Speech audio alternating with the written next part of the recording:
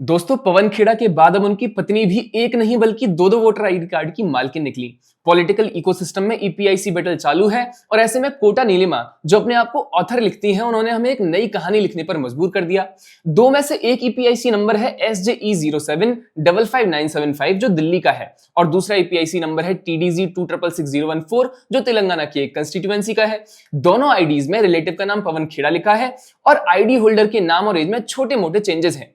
इसका साफ मतलब यह है कि हमारे तपस्वी पवन खेड़ा जी की तरह ही उनकी पत्नी भी दो वोटर आईडी से वोट देती होंगी और अगर ऐसा है तो वो भी वोट चोर निकली।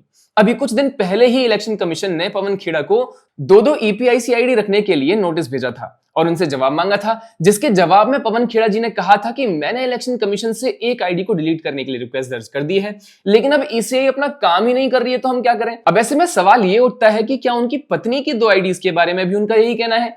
ईसीआई ने कोटा नीलिमा को भी एक शो कॉज नोटिस भेजा है। देखने वाली बात होगी कि अब उनका क्या रिस्पॉन्स रहता है।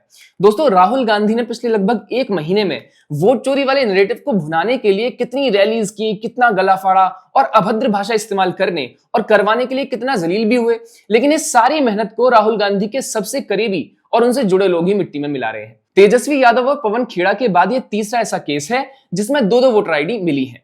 आपको याद दिला दें कि एक से अधिक एक्टिव ईपीआईसी कार्ड रखना कानूनन जुर्म है और इसी अपराध को रोकने के लिए इलेक्शन कमीशन ने एसआईआर करवा दिया है, जिसमें वो डुप्लीकेट आईडीज या पवन खेड़ा और कोटा नीलिमा जैसे केसेस को आइडेंटिफाई करके करेक्शन कर सके। लेकिन फिर भी विपक्ष लगातार इसका विरोध कर रहा है। तो आखिरी सवाल ये है कि क्या इन्हीं सब को छुपाने के लिए कांग्रेस एसआईआर का विरोध कर रहा है? हमें कमेंट सेक्शन में जरूर बताइएगा।